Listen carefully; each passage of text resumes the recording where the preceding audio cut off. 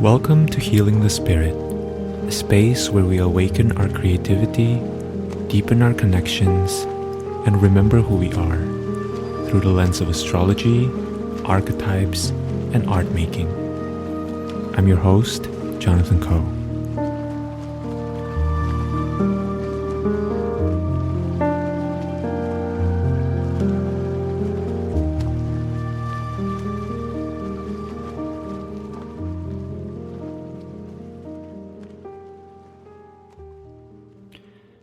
Hello.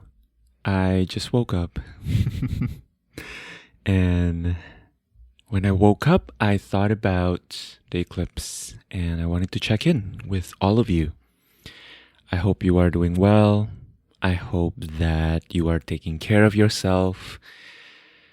Yeah, I don't know if your experience is anything like mine, but sleep has been weird. Every single person I'm talking to is like, why am I so tired? And I'm like, yep, the solar eclipse is here, or almost here.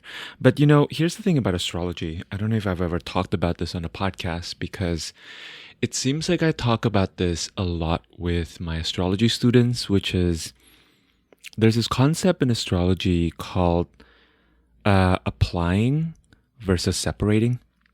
So essentially, the idea is that moments leading up to a particular transit is what we call applying.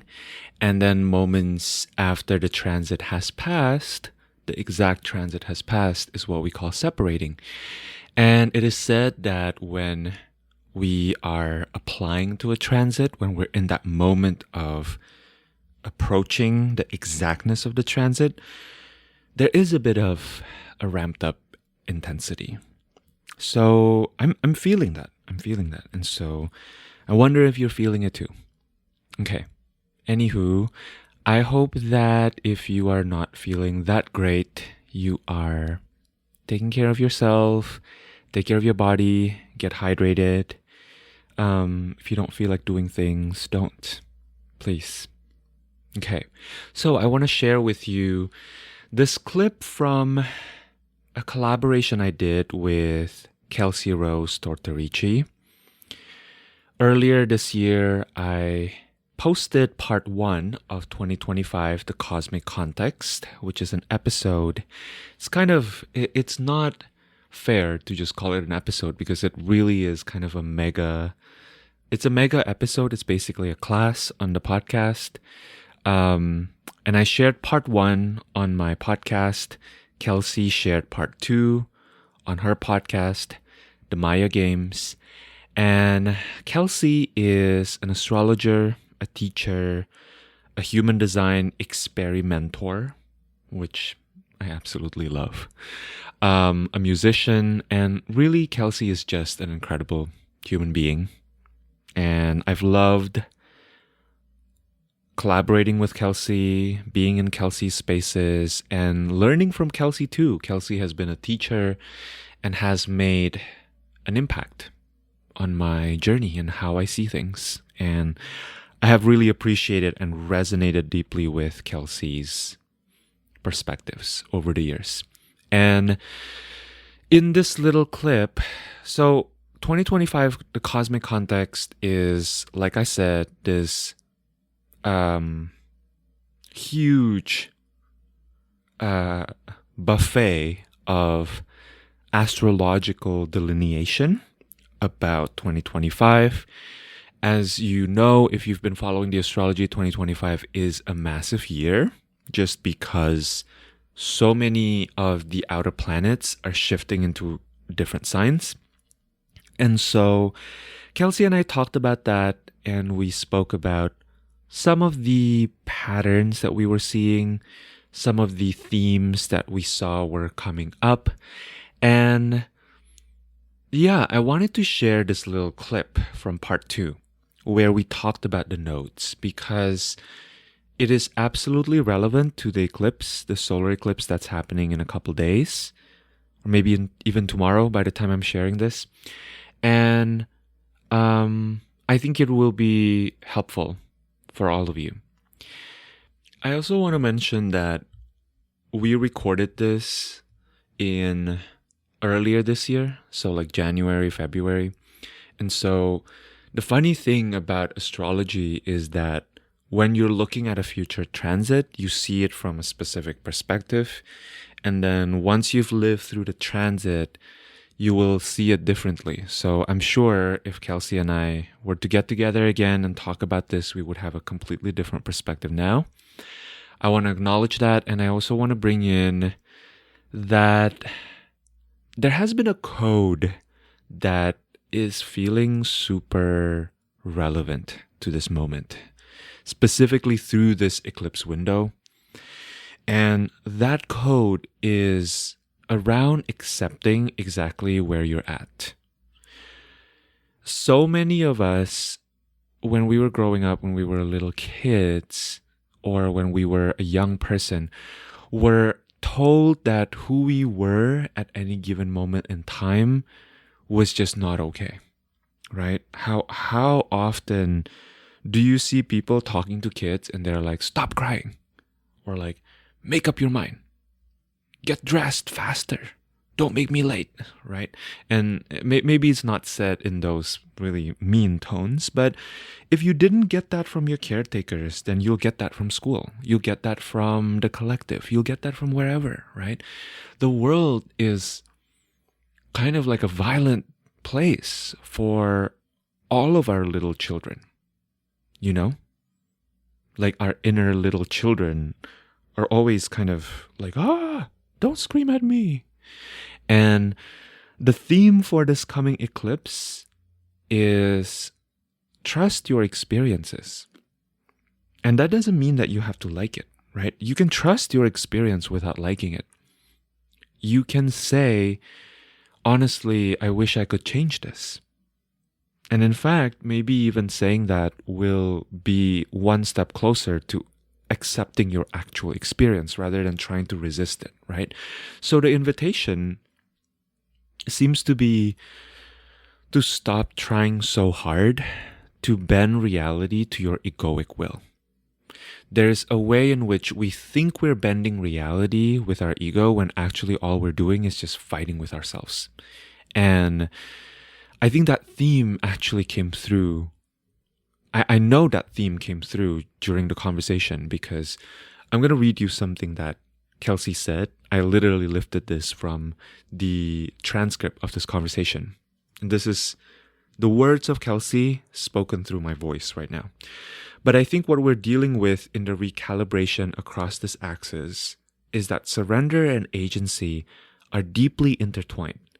And that in this orientation to it, with South Node Virgo, North Node Pisces, it may be that we're obsessing over our agency, or what we think is our agency, so much so that we're actually in our own way, and there's room for a releasing of the grasp on what we understand as agency that might feel in the moments that precede it. And the moments that precede that relaxation of the grasp, it might feel like a powerlessness. But that once we embrace the release and tap back into surrender, there's a different dimension of agency that is actually a much more powerful one that's available to us. So I love how Kelsey is really saying this in her, kind of satirizing manifestor way. But I want to translate it for you in my own words, which is that sometimes the agency that's actually available to us feels like surrender. I was just thinking this morning, there have been family members that I have been concerned about, and I would wake up in the middle of the morning before my alarm goes off, and I would be like, oh my goodness, I have to do something to help them, And what I found is there's absolutely power in spiritual technologies. There's power in prayers. There's power in really surrendering to higher power to take care of people that we care about in our lives, So if you are in a moment of like really worrying about other people, really worrying or about aspects of your own life even that you actually cannot control, I want you to remember that you have spiritual power on top of your mundane power. Okay? All right, I'm gonna stop preaching here. I'm gonna let you get into the episode. I hope you enjoy this, and if you like it, um, you can go back to Cosmic Context Part 1, which is, let me see here, which episode is this? 194 in my on my podcast, or you can go to Kelsey's podcast for part 2, where this little clip is coming from, and I'll make sure to link it in the show notes below. Okay, I love all of you. I hope you are well, and I hope you are staying well in this eclipse.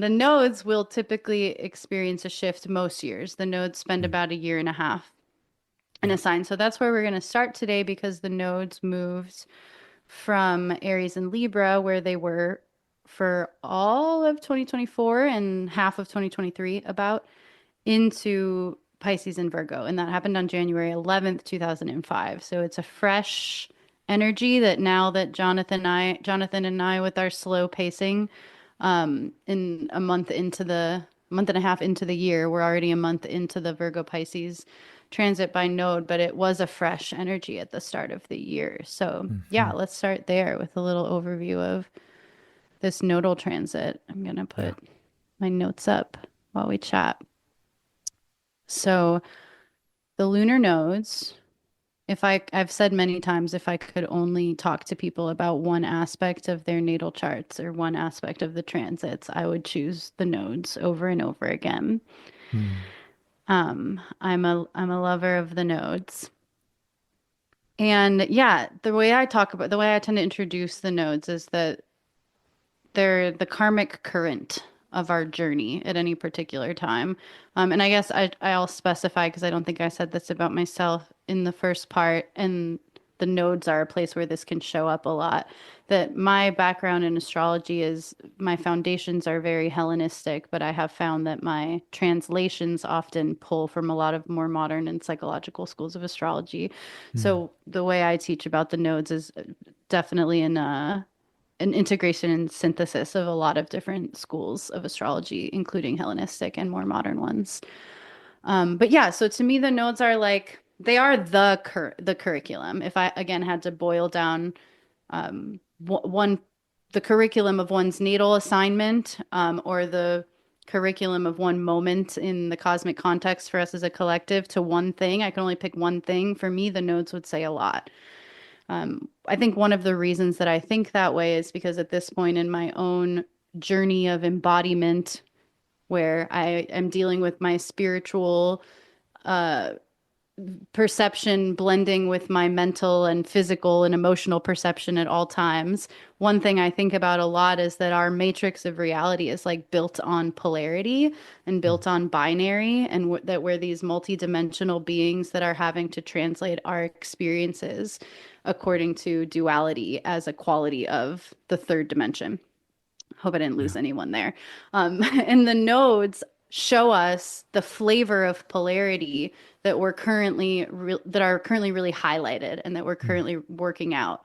And so when we have a nodal shift by transit, we can see the flavor of duality that's being worked out, where there's like a kink or a knot that we're massaging, that we're working on untying, releasing attachment to, and then integrating across. So some ways we can think about the nodes. The north node kind of shows us where the tide's coming in, what energy is being amplified, and that we have like almost no choice but to embrace a bit more fully. And the south node shows where the tide is going out. And I like to think about the south node indicating a place, when we're talking about it by sign, we're talking about a prerogative or a perception or a prioritization that has become too familiar. It's not inherently a problem, but when Mm. the south node is in a sign, it tends to indicate an excess of that orientation, an emphasis to the point of toxicity. So For instance, with the nodal transit we're going to talk about today, the South Node is in Virgo. And so typically we can look at the Virgo Pisces axis as completely neutral. There's Mm. no side of any polarity that is ultimately better. But since we're experiencing time in this fragmented way, at this moment in time, we could look to the South Node in Virgo as a suggestion that perhaps as a collective, the way we orient to Virgo has become toxic. We are Mm. heavy on the Virgoan way of experiencing reality, and something is being asked of us around detaching from loosening our grasp on that way of experiencing reality. And the North Node, then, in this case in Pisces, is inviting, but also kind of forcing. Like the nodes are not really gentle, Mm-hmm. sort of thrusting upon us a shift towards an increase is a very nodal word, but like it's putting in front of us without, and we don't necessarily need to consent to it, that we're going to start experiencing reality more according to the prerogative of Pisces. And the full axis is showing a sensitive place, like I said, where we get kind of locked into duality and therefore are invited to detangle ourselves from a highly polarized orientation. So sometimes what I notice is that we enter a nodal transit and the South Node stuff gets really loud. So, like early in this 18-month transit, so early in 2025, we might lean really hard on the Virgoan parts of our nature, Mm-hmm. and we might be served to do that even. But at some point in this transit, we're going to start to see how we're Virgoing too hard and how it's getting in the way of a more natural, organic, free flow of life. And so then we're going to, as an anecdote to our excess Virgo, probably embrace some Pisces stuff, which it is in a way the medicine. But remember that we're dealing with polarity. So the moment that you start to go, oh, too much this, better do that, from a mental perspective, now we are at risk of going too hard the other way, Mm. right? So there will be certain parts in this transit where the opposite of what I'm saying will start to feel true, where we'll start to feel like we've gone really far off the Pisces end and we're forgetting what it's like to access the essence truth of Virgo as a way to rebalance. So that's why I say like ultimately overall from a bigger picture perspective, the transit is showing us a place where we tend to lock into duality, and inviting us to detach from either end of it and find a more multidimensional way to incorporate and balance across these two seemingly polarized ways of being. So that's my like Mm. high level. What are I haven't actually talked at all about what this might look like in Virgo Pisces. I have thoughts on that and I'm excited to get into it because that's my nodal axis. So this is That's also right. like my personal trajectory in life, south node in Virgo, north node in Pisces. But I just talked a lot, so I want to give some space too to hear if there's anything else that you feel like is worth bringing up, just kind of in an intro to how you think about the nodes. I also like take for granted my orientation to the nodes because they're just so like strong and intuitive to me. And I think Yeah. sometimes the way I talk about it is like missing things that other people talk about. So yeah, January 11th of this year through 2020, July 26th of next year. So this is a transit, a reorientation, a recalibration that we're in for a while. So yeah, before we get into like Virgo Pisces specific, is there anything you want to add about the nodes in general, Jonathan? Yeah, I was really struck by what you said about what you observed around, when the nodes change signs or when they enter a new pair, we are often focusing a lot, or we're noticing places where we focus a lot on the South Node themes. And then at some point, there's a recalibration, and then we kind of go further into the North Node themes. Because I had never thought of it that way, Kelsey. And you're absolutely right. Ever since I started studying astrology, I've noticed, I mean, now that I'm thinking back to it, I'm like, oh yeah, whoa. Like that really kind of struck me. Um, Certainly with this past Aries Libra nodal pairing, I noticed that theme coming up. Like focusing so much on the Libra at the start, and then towards the end, noticing that I've gone a little too far into the Aries side, and I need to kind of reestablish some connections, make amends, so that's so So interesting to true. hear you. Yeah. Yeah. Right? It's really interesting to hear you reflect on that, and I feel like kind of ticklish a little bit because yeah, Mm, I think it really hit a chord of truth.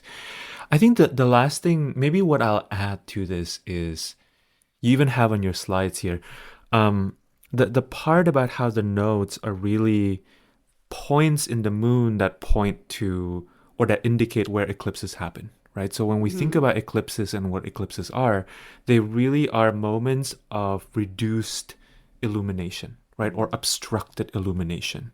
An eclipse happens when either the earth or the moon or the sun, like one of the bodies are blocking the other, right? And from the perspective of Earth, then we don't get full access to both of them.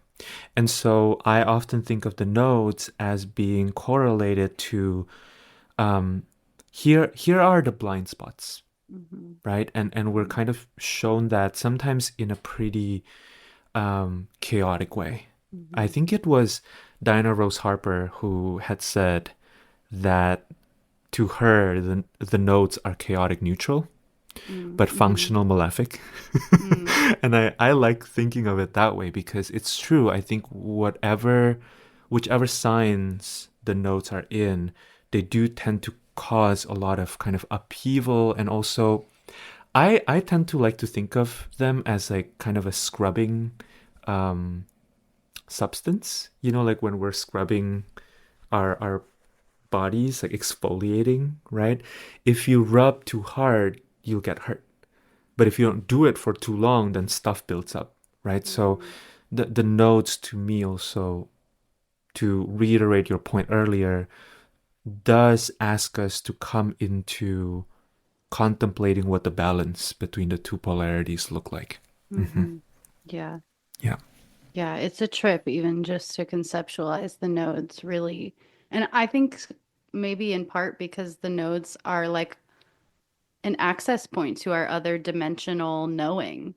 Mm. Like the Hmm. chaotic good piece of it, the way I think about it is like our other dimensional selves are redirecting us. And Mm. so the parts of us very identified with this body, this ego, this mind Yeah. literally can't access the like the direct guidance and awareness that's requiring this throttling, this like Mm. total the upheaval. Yeah.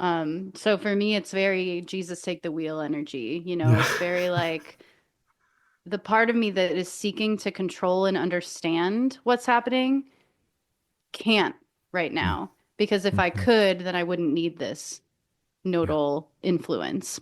Yeah. um yeah.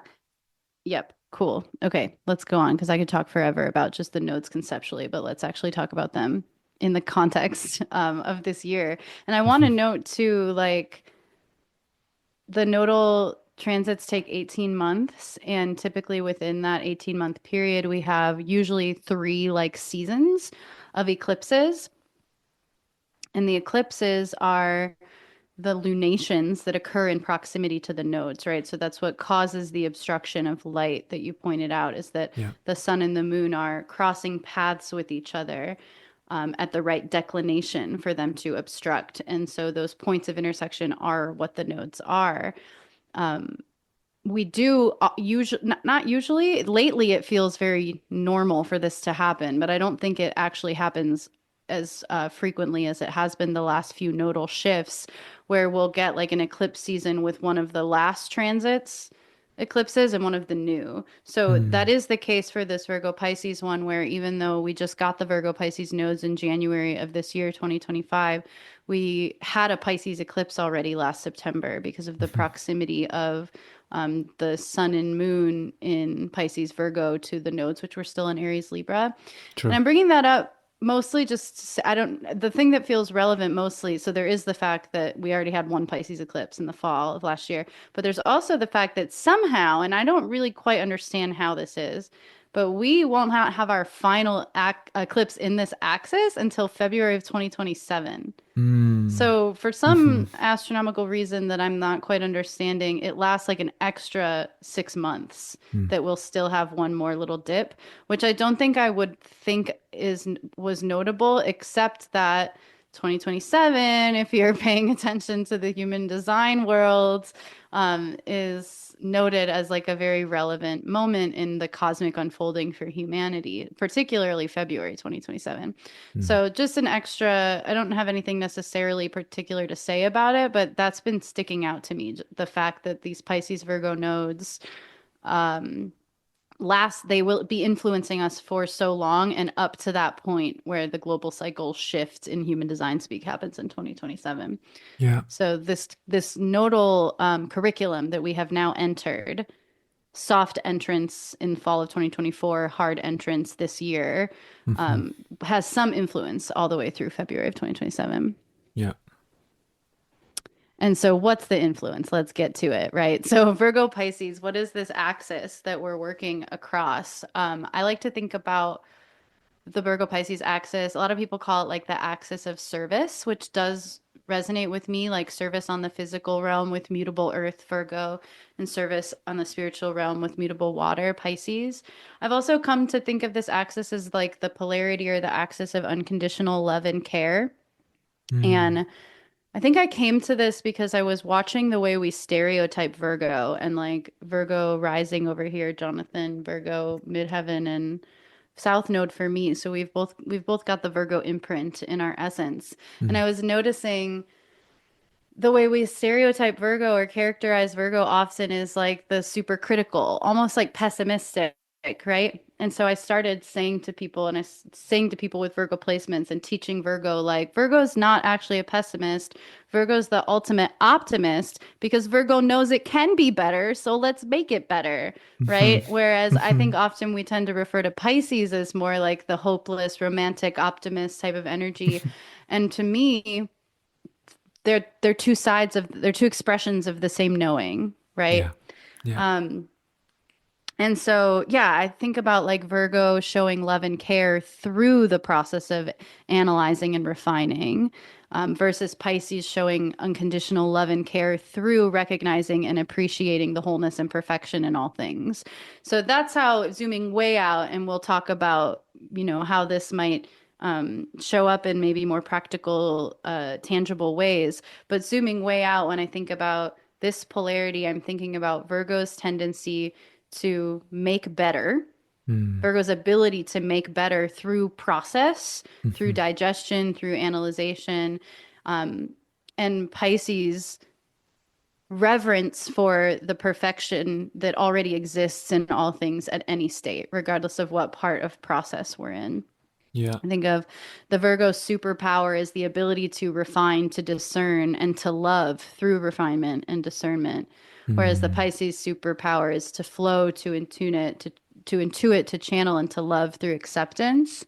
So I just think it's important to like find the distillation and appreciate the distillation of both signs Mm. because according to my conceptualization, we're not here to demonize either sign. We're here to revere both of these seemingly contradictory expressions of love, right?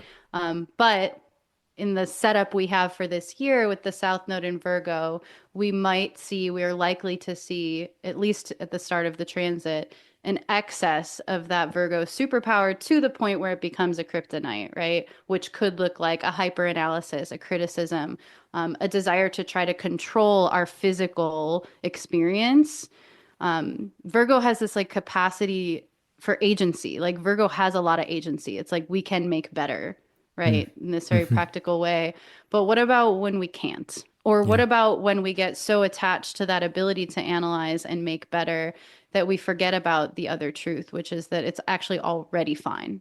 Yeah. Like there's an agency in choosing to accept as well, like a surrender, right? Yeah.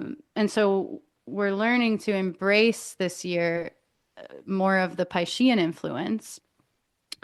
And also because of the nature of the nodes and the nature of polarity, we may find ourselves at times really heavy on the other side. The North Node can be an increase also to the point of excess. And so Mm-hmm. we also may want to acknowledge what that excess imbalance Pisces can look like, the Pisces kryptonite, which can look like a boundarylessness, escapism, a lack of discernment. Yeah. Yeah. Um, yeah, I don't know, like personally, if I've tapped super into that showing up right now. I might be like a little Virgo Pisces node blind because it's my natal uh, my natal orientation. So for me, this is what life looks like for me is like, Mm. how do I honor my Virgo South Node gift and apply this sorry, you're hearing through an Aries, so it's coming through I am. But this is the curriculum for all of us this year. Like, how do we honor the part of us that is like mental faculties Mm. and the ability to apply those mental faculties to our physical circumstances in life?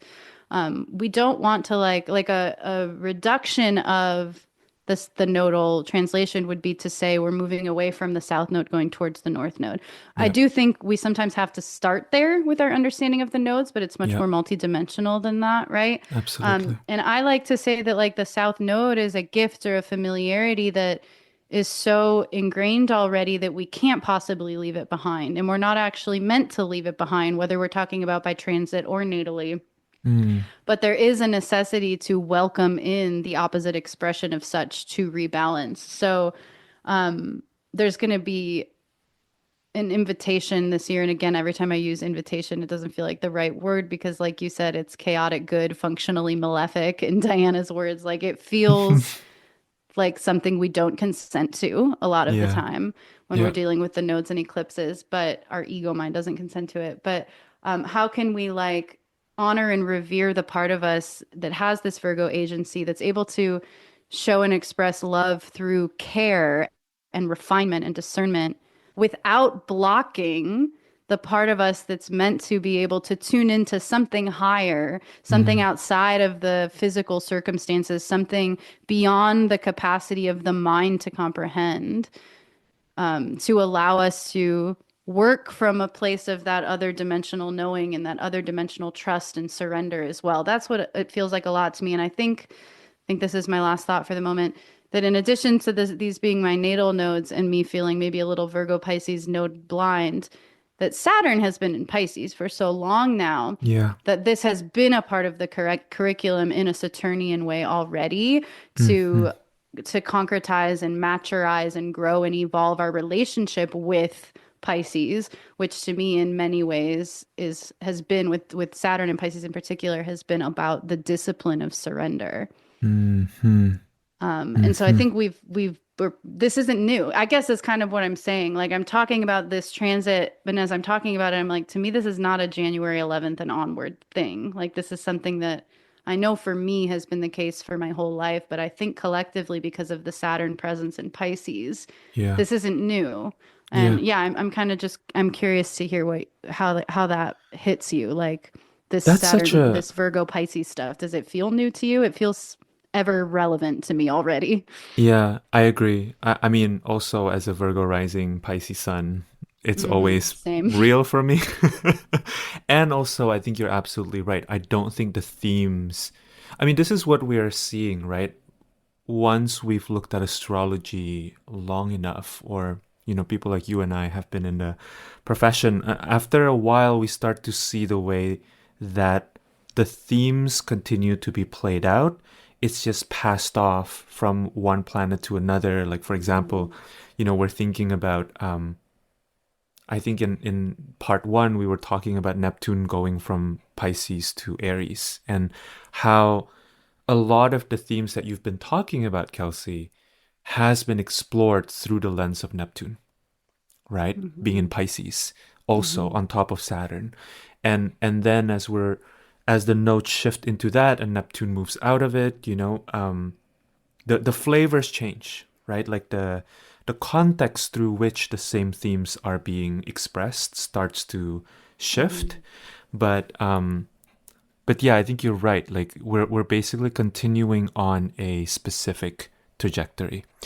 Now, what I think is interesting, you asked a moment earlier about how it feels, like the flavor for this nodal shift in 2025 in particular. And when you said that, what came up for me, and I know I'm jumping ship here a little bit, is thinking about the ruler of the North Node in Pisces being Jupiter, and Mm. how when the nodes shift into Virgo and Pisces, Mm. Jupiter is in Gemini. And so it's functionally by sign creating a square to the nodes, right? But then Jupiter will move into Cancer, which, I mean, already that's such an interesting shift, right? Jupiter in Gemini moving into Jupiter in Cancer is so different. Like that feels so, so different to me. And I think it's also that there's something about how the North Node first answered to essentially a debilitated Jupiter from a Mhm. traditional astrology perspective into an Mhm. exalted Jupiter, Yeah. right? And I think there's kind of a sense that my felt sense of it when I tune into it is when the nodes moved into Virgo Pisces, a lot of us are kind of orienting towards these Piscean topics, but seeing a lot of different perspectives without seeing a lot of solutions. And I think Mm. as Jupiter moves into Cancer, there's possibility for us to actually see what we can do on a more practical level, right? Mm. To actually, like when I think about that connection between the North Node in Pisces and Jupiter in Cancer, there's an opportunity here to really actualize that vast kind of Akashic level love for existence in general into like a concerted effort for care, right? Mm-hmm. Yeah, that's huge. And even just thinking about how, like, if we orient to the nodes as we can think about the North Node as, and again, this is two-dimensional. It's not the full truth, but a way to orient to it is that the North Node is like an anecdote or a medicine for the that serves the process of detoxing a toxic buildup where the South Node is. Yeah. And okay, so in that case, the medicine's Pisces, right? Or if we zoom out a little bit more, we're looking at Jupiterian medicine for mercurial toxicity, right? Mm-hmm. But while Jupiter's in a Mercury sign, what even is that? Mm-hmm. Right? And so we're moving from a not just a debilitated Jupiter, but whenever Jupiter's debilitated, it's synonymous with, but specifically Jupiter in a Mercury sign. So we're trying to like detox a mental fixation pattern, a pattern of mental fixation. And not just mental fixation, because with Virgo, there's physicality brought into it too. So a mental fixation and a overemphasis on like our physical existence. I don't know. I just keep getting like our 3D material reality, but we're doing it in a mercurial way while Jupiter's in Gemini. And then when we shift, we get an exalted Jupiter. Yeah. So we get what you could call the highest expression of Jupiter Mm. as the influence for how we're going to embrace this Piscean anecdote. Yeah. So yeah, that feels really important, and I'm glad you pointed out the chronological nature of that. Yeah, I think it's going to feel like a completely different experience of the nodes when we get that Jupiter ingress. Yeah. In, as you mentioned, also by aspect relationship in a more supportive place, not only by rulership, by relationship. Yeah. Yeah. Yeah. Yeah. I also, when you were speaking, I thought about Virgo as being related to analysis and Pisces being related to poetry. And something that a phrase that's been coming into my field since 2025 was this idea of rev- revolution and revelation through poetry. That in, thinking about deconditioning or thinking about world building to relate it to Pluto and Aquarius, right? I do feel like there's a necessity here to it's actually that like the metaphorical or the poetic, the artistic is a more is potentially a more helpful vehicle for thinking about what that new world will look like, Mhm. right? Rather than trying to get down into like the level of the legislation, so to speak, Mm-hmm. right? Mm-hmm. To give ourselves permission to um, see the new world through an artistic lens, because that's what world building really is, right? It's really a Mm-hmm. creative act. And I think with Pisces, there is, for example, this past weekend, my partner and I went to see the new Sunset Boulevard um, production that starred Nicole Scherzinger. I don't know if you're into musicals, but Oh, I it's am. an I'm just like sorely out of touch with current pop culture. with the current pop culture. Yeah. Yeah. Um, it's such an interesting musical, and the story, if anyone's familiar with Sunset Boulevard, does feel very Piscean to me as well. Like here's a plot, where none of the main characters are innocent, actually. Like I actually think as a Pisces sun, and having kind of contemplated the Pisces archetype for some time, I feel like Pisces can get pretty pessimistic as well. But it's almost like pessimism as a foundation to ultimate hopefulness. If the default of everything is that everything decays, right? Then there's also possibility for redemption, right? Mm-hmm. Um, yeah, and I was just thinking about how interesting it is that we're like in a moment of reckoning, you know, Mm-hmm. all around the globe. And I think that the nodes are highlighting some of these themes coming up. Yeah. Um, I'm obsessed with the verbiage, the level of legislation as a Mm. way to articulate the territory of Virgo. Mm-hmm. That's so good. And yeah, I think like coming back to this kind of out there idea of that we live in a reality built on binary, Mm. or that that's one layer of this reality that we inhabit. Um, when you get to that point of reckoning where you give up on legislation, Yeah. which may be a very relatable sentiment for many right now, Mm-hmm. there's something that happens where your heart can open Yeah. because you're no longer resisting the truth of what's happening in this moment. So then it becomes this question of, or I guess the mind will process this as a question of surrender versus agency, right? But I think what we're dealing with in the recalibration across this axis is that surrender and agency are deeply Mm. intertwined. Yeah. And that in this orientation to it with South Node Virgo, North Node Pisces, it may be that we're obsessing over our agency or what we think is our agency so much so that we're actually in our own way. And there's room for a releasing of the grasp on what we understand as agency that might feel in the moments that precede it, in the moments that precede that relaxation of the grasp, it might feel like a powerlessness. Mm-hmm. But that once we embrace the release and tap back into surrender, there's a different dimension of agency that is actually a much more powerful one that's available to us. And then it's Yeah. like we get to re-access this concept of maybe not literal legislation, but agency. Yeah. Does that make sense? It makes sense. The Okay. phrase that's coming to my mind is devoted but not attached. To me, Mm-hmm. this is that polarity, of Virgo Pisces. It's like Mm-hmm. can we stay devoted to something? Can we stay awake and alert to something without being attached to the outcome? Hmm. Mm-hmm. Yeah. Yeah. Yeah.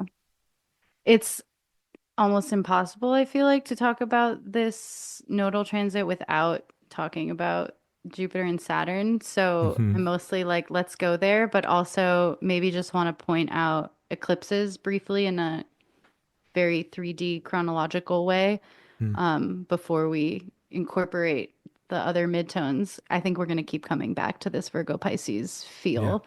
Yeah. throughout the convo. But yeah, so eclipses, just to set the foundation some more, are they tend to be like the main events that call upon the circumstances for this like more esoteric recalibration happening in our conceptualization. I don't know. The noun is missing me right now. Mm. So the events that really call forth the consideration of this axis and our reintegration across it are likely to happen during eclipse seasons. And so our eclipses this year fall because the nodes are in Virgo Pisces. That means they're going to fall where we have new moons and full moons around Virgo and Pisces. So we have our first one on March 14th of this year is a Virgo eclipse, a full moon lunar eclipse. And then on March 29th, we have our actual last in the Aries Libra axis. So those ones are kind of, those eclipse seasons are kind of interesting to me because they feel like where we have one, when I say those, I mean where we have one in one axis and one in the other, because it feels like the handoff. Mm. So if you want to pay attention in a sort of mercurial, Virgoan, detail oriented way to what you experience in March Mm. as an individual and what we experience collectively in March, there might be information there to help us tap into how this next nodal transit is the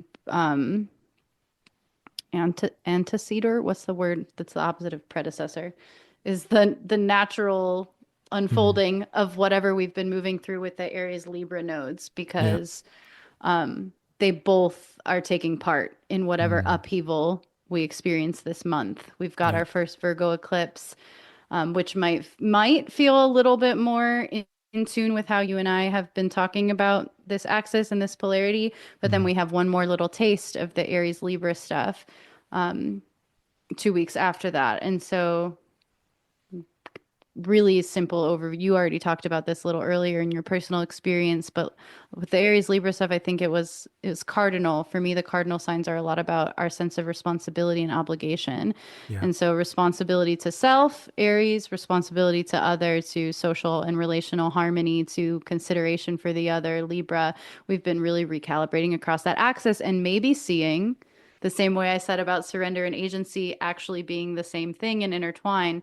We've been Mm. perhaps learning this last bit that responsibility to self and other actually maybe are kind of the same thing, Right. and not so much at odds with each other as we were conditioned to believe or we were leaning towards at the beginning of that South Node in Libra transit. And Mm. so, yeah, how I think I'm asking this rhetorically, unless it wants to be spoken to, but just a question for the ethers as we move into Aries season and our first eclipse season, late Pisces season and Aries season. How has this like relational recalibration and reconsideration of what we're responsible for as individuals and in relationship to one another, how is that connected to this new nodal territory of all the things we just talked about with Virgo Yeah. and Pisces? So Yeah. that might be relevant this March. And then our second eclipse season this year, Pisces Virgo, will take place in September. September 7th, we've got a lunar eclipse in Pisces, and September 21st, we have a solar eclipse in Virgo. So, yeah. Any Yeah. other immediate eclipse or nodal thoughts before we start to consider them in the context of the other midtones? I don't think so. I think that feels complete. Yeah. Cool. Hmm. Cool.